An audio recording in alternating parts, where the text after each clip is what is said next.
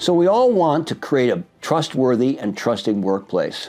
And I'd like to share a really easy technique for doing it.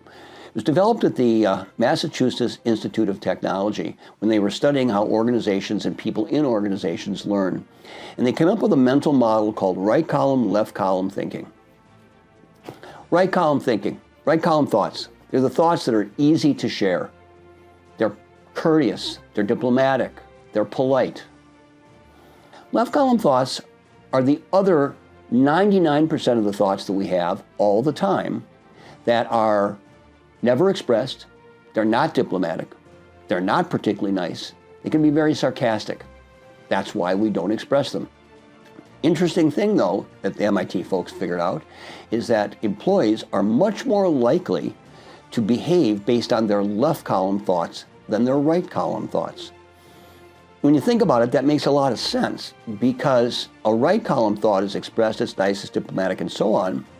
And because it's being expressed, it's open to discussion. It's open to influence. On the other hand, a left column thought, because it's not expressed, isn't open to anything except our own motivation.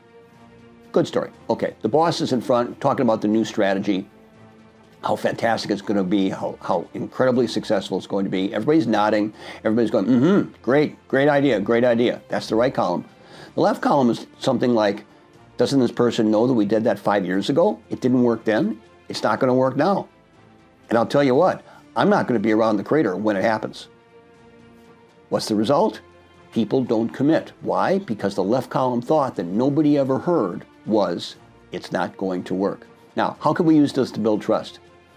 By talking about right columns and left columns, we're creating a mental model. So instead of only getting the right column, ask your associates, so what's your left column on this one? What's hard to express? What are you thinking really about this?